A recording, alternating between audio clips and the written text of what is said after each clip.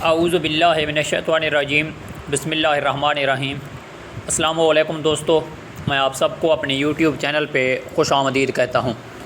जिस तरह आप लोग जानते हैं, हम केमिस्ट्री के लेक्चरशिप के टेस्ट की तैयारी के लिए एफएससी सिलेबस को कवर कर रहे हैं। मुख्तलिफ़ चैप्टर से मुख्तलिफ़ एमसीक्यूज़ लेके उनको डिस्कस करते हैं।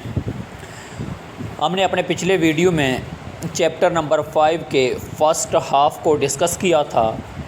आज के इस वीडियो में चैप्टर नंबर 5 के सेकंड हाफ़ के बारे में बात करेंगे। तो स्टार्ट करते हैं, पहले क्वेश्चन की तरफ जाते हैं। पहला क्वेश्चन है हमारे पास, which of the following colour has the longest wavelength in visible spectrum of light. किस कलर की वेवलेंथ ज़्यादा होती है लाइट के विजिबल स्पेक्ट्रम में। याद रखें, इंतहाई अहम क्वेश्चन है पेपर के हवाले से। हमेशा रेड कलर की वेवलेंथ ज़्यादा होती है। इसका करेक्ट ऑप्शन ए है, यानी रेड। नेक्स्ट सवाल है, a spectrum containing wavelength of all wavelength is called. जिसमें तमाम वेवलेंथ्स के वेवलेंथ मौजूद हों, उस स्पेक्ट्रम को हम नाम देते हैं कंटिन्यूअस स्पेक्ट्रम का, मुसलसल स्पेक्ट्रम। ऑप्शन ए इसका करेक्ट ऑप्शन है। A spectrum showing only certain colour of light is called. अगर ऑल वेवलेंथ की बात की जाए तो कंटिन्यूअस है। अगर सर्टेन कलर ऑफ लाइट की बात की जाए तो लाइन स्पेक्ट्रम है, यानी इसका सर्टेन कलर की बात कर रहे हैं तो इसका correct option B, line spectrum. The wavelength range of visible spectrum is. Visible spectrum की वेवलेंथ रेंज के बारे में पूछ रहे हैं। इंतहाई है, मैं चाहे विजिबल हो, यूवी हो, इंफ्रारेड हो या दूसरे कॉस्मिक रेडियो वेव्स, माइक्रोवेव्स के बारे में पूछा जाए, इनके वेवलेंथ रेंज के बारे में आगाह होना ज़रूरी है पीपीएससी टेस्ट पास करने के लिए। तो विजिबल स्पेक्ट्रम की जो वेवलेंथ रेंज है वो 400 से 750 नैनोमीटर की रेंज तक है। ऑप्शन ए इसका करेक्ट ऑप्शन है, 400 to 750 nanometer. The spectral line of Lyman series are produced when electron jump from higher orbit to. इंतहाई अहम है। लेमन सीरीज़ हो, बाल्मर सीरीज़ हो, पास्टन हो, ब्रैकेट हो या पिफेंट सीरीज़ हो, इनके इलेक्ट्रॉन जंप की हायर ऑर्बिट से जो जंप करके इलेक्ट्रॉन आता है, किस ऑर्बिट में आता है, इस चीज़ का इल्म होना इंतहाई ज़रूरी है। अगर बात की जाए लेमन सीरीज़ की तो हायर एनर्जी लेवल से जंप करके हायर ऑर्बिट से इलेक्ट्रॉन जंप करके फर्स्ट ऑर्बिट में आता है। इसका करेक्ट ऑप्शन ए है। याद रखें, लेमन सीरीज़ में इलेक्ट्रॉन फर्स्ट ऑर्बिट में आता है हायर ऑर्बिट से जंप करके। नेक्स्ट क्वेश्चन यही क्वेश्चन है। पहले वाले क्वेश्चन में लेमन सीरीज़ के बारे में पूछ रहे थे, अब दूसरे क्वेश्चन में बाल्मर सीरीज़ के बारे में पूछ रहे हैं। याद रखें, बाल्मर सीरीज़ में हायर ऑर्बिट से इलेक्ट्रॉन जंप करके सेकेंड ऑर्बिट में आता है, फर्स्ट में नहीं जाता। इसका करेक्ट ऑप्शन बी है। लेमन सीरीज़ के लिए फर्स्ट ऑर्बिट था, बाल्मर सीरीज़ के लिए सेकेंड ऑर्बिट था। और लेमन सीरीज़ याद रखना यूवी रीजन को कवर करता है और बाल्मर सीरीज़ विजिबल रीजन को कवर करता है। नेक्स्ट है the spectral line of Paschen series. Next Paschen series की बात कर रहा है कि पास्टन सीरीज़ में हायर ऑर्बिट से इलेक्ट्रॉन किस ऑर्बिट में आएगा, थर्ड ऑर्बिट में आएगा। लेमन सीरीज़ में फर्स्ट ऑर्बिट में आता था हायर ऑर्बिट से, बाल्मर में सेकंड में आता था हायर ऑर्बिट से इलेक्ट्रॉन, और ये जो पास्टन है इसमें इलेक्ट्रॉन जंप करके कहाँ से आ जाएगा, हायर ऑर्बिट से थर्ड ऑर्बिट में आ जाएगा। नेक्स्ट ब्रैकेट सीरीज़ है। ब्रैकेट सीरीज़ में याद रखें, हायर ऑर्बिट से इलेक्ट्रॉन जंप करके थर्ड ऑर्बिट में आ जाएगा, फोर्थ ऑर्बिट में आ जाएगा। लेमन में जंप करके फर्स्ट में, बाल्मर में जंप करके सेकंड में, पास्टन में जंप करके थर्ड में, और ब्रैकेट में जंप करके फोर्थ में, और लास्ट है पी फंड उसमें जंप करके फिफ्थ ऑर्बिट में आ जाएगा, क्योंकि उसको डिस्कस नहीं किया जाता। जो एलिमेंट आज तक इस दुनिया में मौजूद हैं उसको कम ही डिस्कस किया जाता है। तो ये 4 एक जैसे एमसीक्यूज़ हैं, ये इंतहाई अहम है पेपर के हवाले से, तो इनको आसानी से आप कवर कर सकते हैं। नेक्स्ट क्वेश्चन है, a dual character of matter particle in motion was postulated by. किसने कहा कि मादा दोहरी नौयत के हामिल है? वेव पार्टिकल भी रखता है और लाइट पार्टिकल भी। ये डी ब्रॉगली ने कहा था। इसका करेक्ट ऑप्शन ए है, de Broglie. If N electron is moving with a velocity of 2.188 cross 10⁻6 है, 106 नहीं है, 10⁻6 metre per second, then wavelength will be. ये न्यूमेरिकल क्वेश्चन है, इंतहाई आसान है। आपसे पूछा जा रहा है एक इलेक्ट्रॉन मूव कर रहा है इस वेलोसिटी के साथ, क्या है उसकी वेलोसिटी? 2.188 क्रॉस ज़रब 10 की ताकत 6 मीटर पर सेकेंड। आपसे पूछा जा रहा है उसकी वेवलेंथ। याद रखना, वेवलेंथ मालूम करने के लिए हमारे पास फार्मूला है lambda is equal to h/m/v।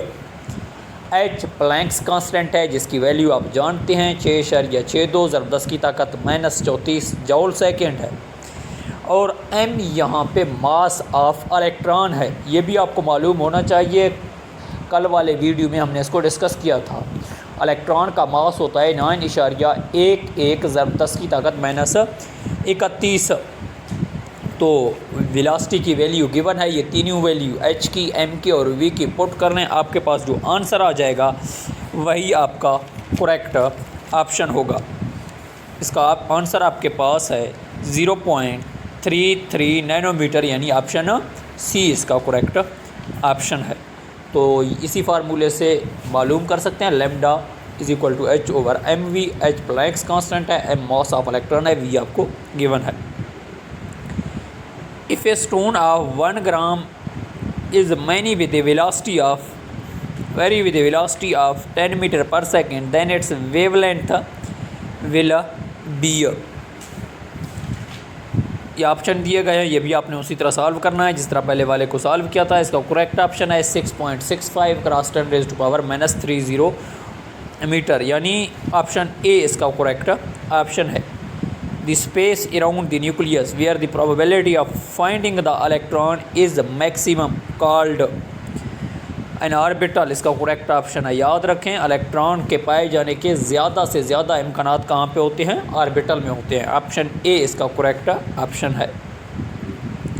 Next question है, which orbital has dumbbell shape? किस ऑर्बिटल की शेप डम्बल शेप है?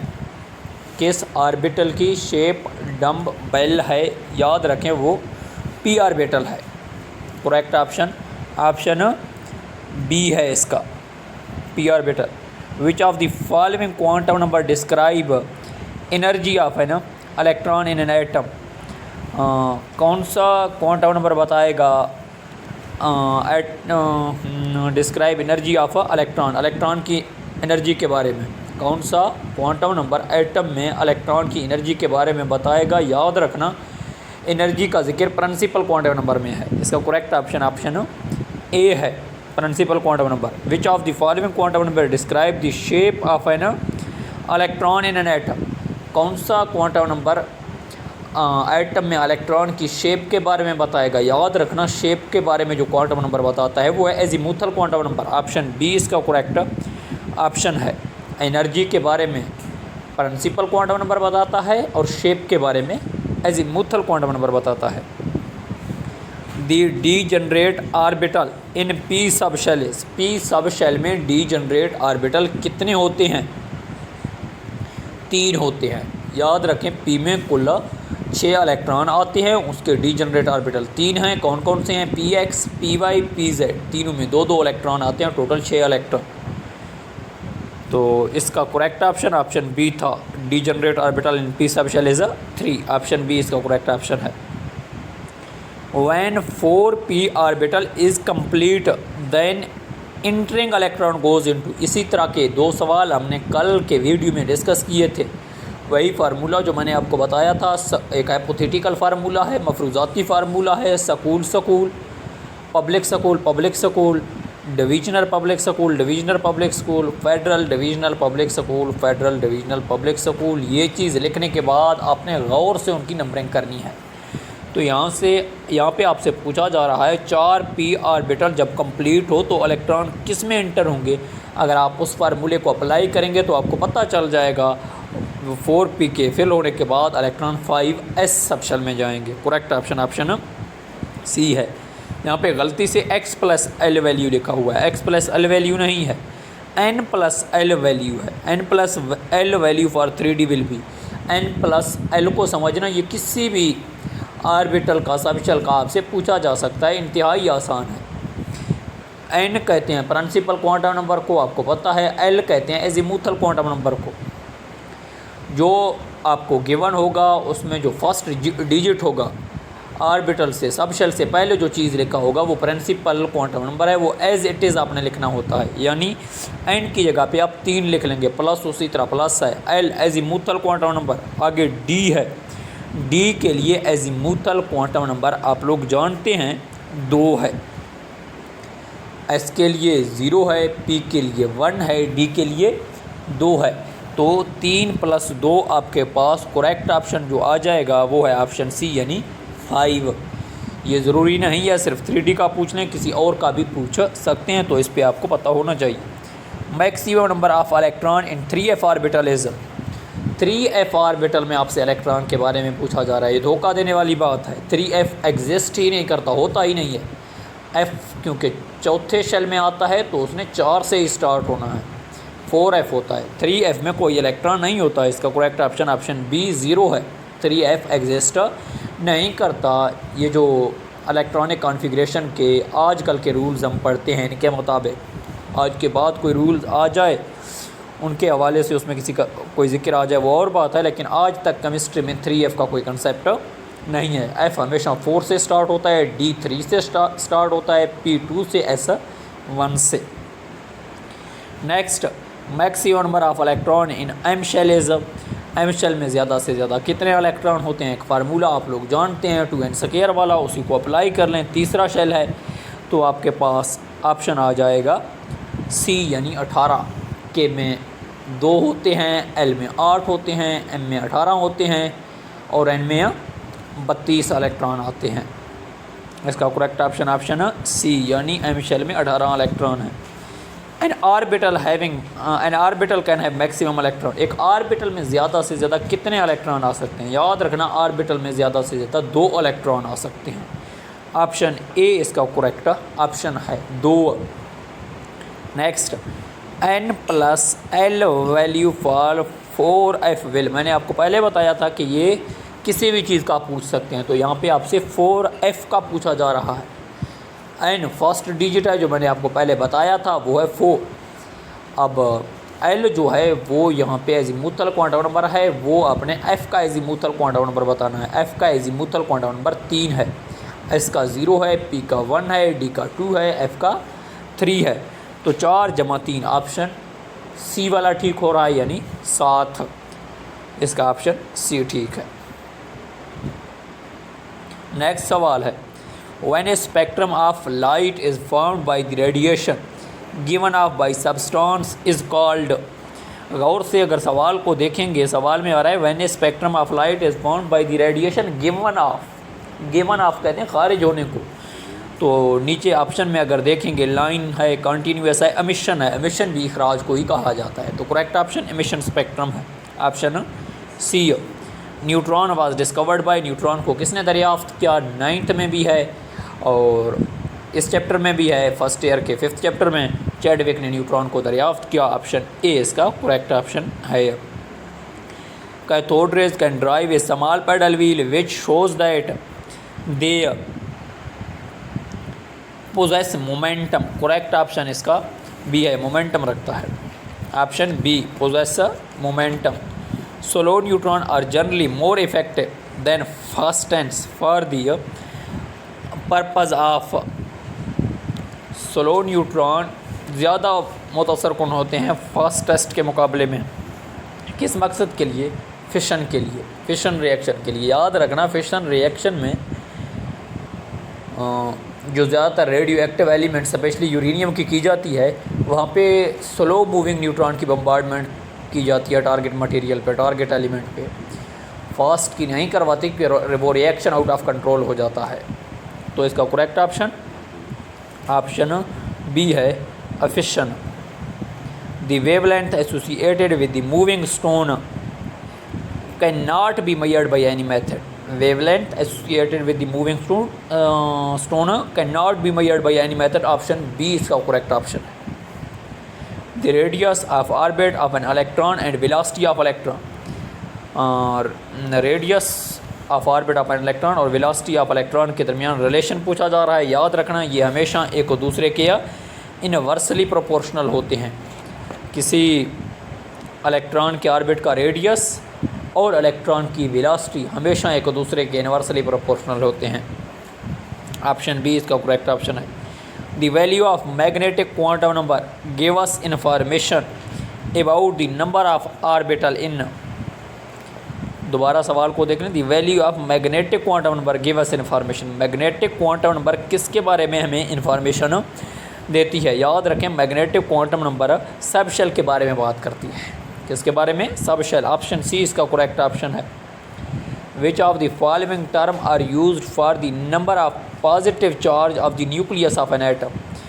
एटम के न्यूक्लियस में नंबर ऑफ पॉजिटिव चार्ज के बारे में कौन बताता है? Number of positive charge nucleus में कौन है? प्रोटॉन है। प्रोटॉन नंबर का एक दूसरा नाम भी है, उसको एटॉमिक नंबर कहते हैं। ऑप्शन ए इसका करेक्ट ऑप्शन है। Number of positive charge proton या एटॉमिक नंबर एक ही चीज़ है। The uncertainty principle was stated by. Uncertainty principle किसने पेश की? हाइजेनबर्ग ने पेश की। ऑप्शन बी इसका करेक्ट ऑप्शन है। Option B uncertainty principle Heisenberg ने पेश की। When a pressure in discharge tube is reduced, which of the following phenomena become very prominent? When a pressure in a discharge tube is reduced, जब discharge tube में pressure कम की जाती है तो क्या हो जाता है? Discharge take place. Option B इसका करेक्ट ऑप्शन है। Atom bomb is based on the principle of nuclear fission. Atom bomb is based on the principle of nuclear fission. Option B इसका करेक्ट ऑप्शन है। Spinning electron creates. Spinning electron पैदा करते हैं, magnetic field पैदा करते हैं। Spinning electron create a magnetic field. Option A correct option है। The volume of space in which there is 95% chance of finding an electron is atomic orbital है। ये 95% chance जहाँ पे इलेक्ट्रॉन के पाए जाने की हूँ। Option B atomic orbital. Planck's equation is, दो चीज़ें हैं, एक है प्लैंक्स कांस्टेंट की वैल्यू, एक है प्लैंक्स इक्वेशन। प्लैंक्स इक्वेशन है यहाँ पे E is equal to HV। Option B इसका करेक्ट ऑप्शन है। E is equal to HV। H यहाँ पे प्लैंक्स कांस्टेंट है, उसकी वैल्यू आप लोग जानते हैं 6.62 10 की ताकत -34 जूल सेकेंड। यहाँ पे इक्वेशन के बारे में पूछा जा रहा है तो option B is equal to HV।